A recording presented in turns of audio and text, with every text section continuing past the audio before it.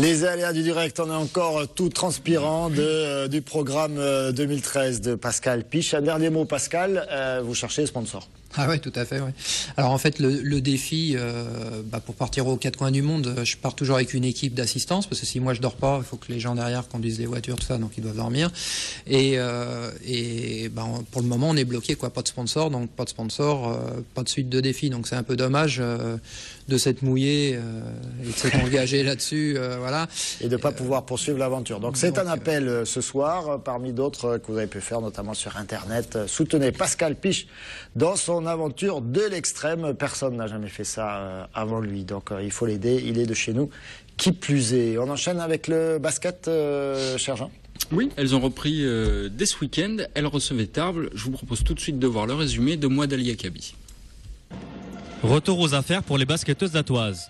Les Gazelles, qui avaient fini l'année 2012 sur une incroyable série de 10 victoires consécutives, avaient fort à faire face à une ambitieuse équipe de Tarbes. Les visiteuses vont d'ailleurs prendre le contrôle du match, menant au score une grande partie de la première mi-temps. Les joueuses du BLMA ont beau être plus performantes sur les rebonds, le réalisme de leurs adversaires du soir les contraint à courir derrière le score. L'équipe de Tarbes semble pourtant largement prenable, mais les 2 semaines de pause ont quelque peu engourdi les jambes des protégés de Valérie Demory. C'est des matchs difficiles, on ne sait pas si on est prêt, on ne sait pas si on en a fait assez. Bon là, la preuve qu'il nous manquait quelque chose. Mais c'est pas plus mal, parce que ça nous remet tout de suite dans le vif du sujet, alors que si on avait gagné trop facilement, peut-être qu'on pourrait croire qu'on est arrivé. Sous les caméras de la Ligue féminine de basket qui diffusait le match sur son site internet, les Latoises reviennent sur le parquet avec plus d'envie. Ce sont toutefois les Tarbaises qui entament le mieux le 3e carton, jusqu'à ce que Edwige Lawson-Wade prenne les rênes du match. La médaillée olympique, auteur d'une 2e mi-temps de haute volée, finira le match avec 27 points à son compteur, en menant dans son sillage toutes ses coéquipières. Je crois que ce soir, ce qui nous fait perdre le match, c'est Edwige Lawson qui a été tout simplement énorme, quoi. On a eu du mal à tenir les autres. Avec cette belle victoire, le BLMA continue de caracoler en tête du classement avec 4 points d'avance sur son dauphin lyonnais. Justement, un mot de ce classement, Jean? Eh bien oui, Montpellier toujours en tête, le BLMA avec 29 points, Lyon second avec 24 points, alors c'est très serré derrière, Bourges 3e avec 24 points, Perpignan 4e avec 24 points, notez que Tarbes est 8e avec 22 points, que Villeneuve d'Ascq est 13e et le Hainaut 14e. À suivre ce championnat avec les Latoises devant. On parle des Vipers. Oui, ce week-end, ils sont là, ils recevaient Bordeaux.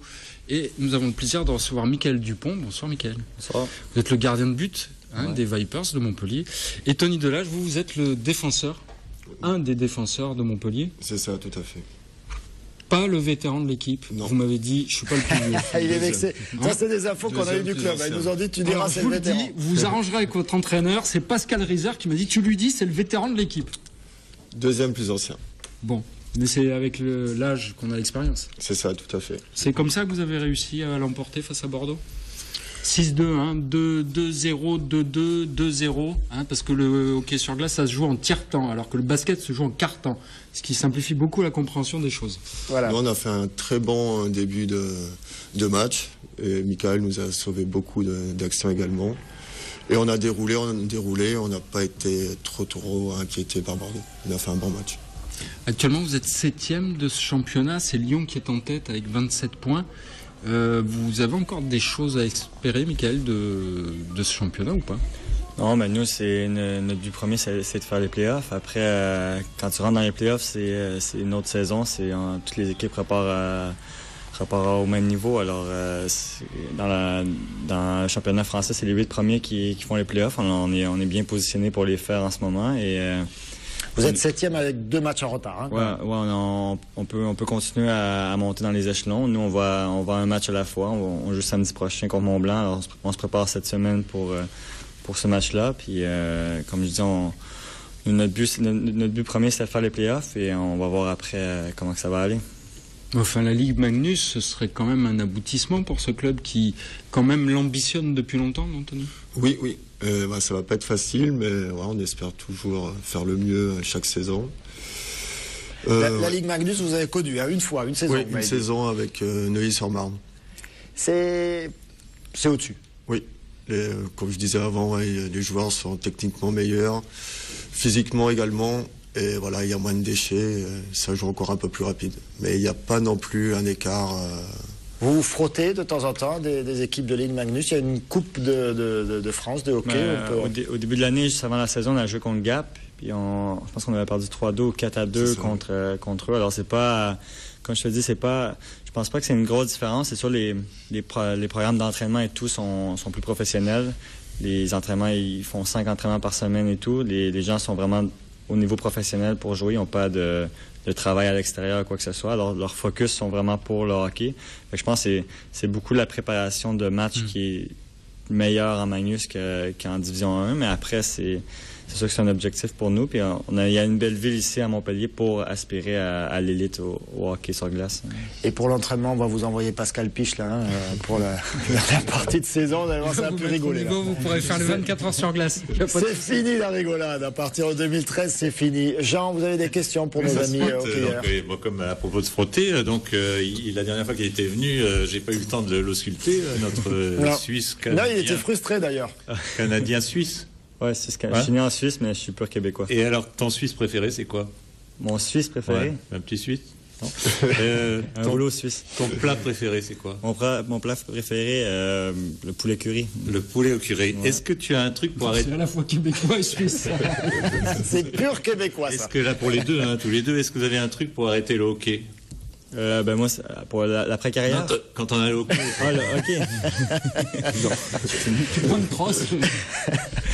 Faut vous faire peur. Ouais.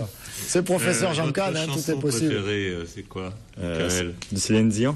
Ah, Céline Dion? Ah, ouais. Eh ben oui, obligé, il est québécois. C'est pas Michael est de retour. Allez, votre match le plus fou, qu'est-ce qui vous est arrivé dans les buts, le truc, des trucs comme ça qui est... Mon meilleur moment, je pense, ça a été plus... j'ai déjà joué des matchs, 3 matchs amicaux à NHL. Eh oui. Quand j'appartenais à Philadelphie. Fait que c'est sûr, quand t'es jeune, puis tu regardes des grands joueurs, puis là, quand j'ai joué, moi j'ai joué contre Montréal en plus, fait que c'était mon équipe et tout, fait que ça a été quelque chose d'assez exceptionnel de jouer. Énorme, ça.